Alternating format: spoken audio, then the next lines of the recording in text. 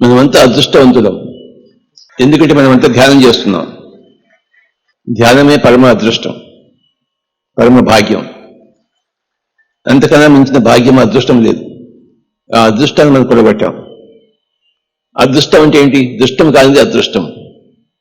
ఈ ప్రపంచం అంతా దుష్టం, కంటికి కనబడేది. అదృష్టం అంటే కంటికి కనబడింది. కంటికి కనబడేదే కంటికి కనబడేదానికి మూలం. ఈ రెండు కళ్ళు మూసుకుని మనం చూసేది ఉంటే అదే సత్యం, అదే అనంతము, అదే అదృష్టం. ఆ అదృష్టం నుంచి అన్నీ వస్తాయి. ఈ లోకమంతా వచ్చింది అదృష్టం నుంచే. అదృష్టం నుంచి దృష్టం వచ్చింది. ద్రష్టం అంటే ద్రష్ట, చూసేవాడు. మేమంతా చూసేవాళ్ళం. లోపల నుంచి ఏది బయటకు వస్తుందో చూసేవాళ్ళం. అన్నీ బయటకు వస్తుంటాయి లోపల నుంచి బయటికి. అలా నిరంతరం బయటకు వస్తూనే ఉంటాయి.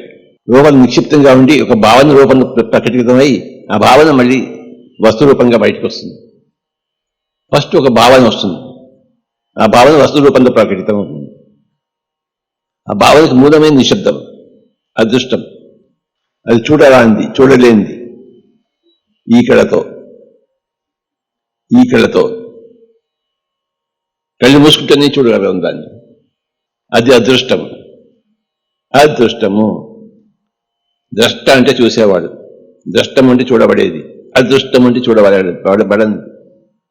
మనమంతా అదృష్టవంతులం, మహా అదృష్టవంతులం. మన దగ్గర ధ్యాన భాగ్యం ఉంది. ఎవరి దగ్గర లేనంత ధ్యాన భాగ్యం మన దగ్గర ఉంది. మనం భాగ్యవంతులం గర్వంగా చెప్పుకుందాం.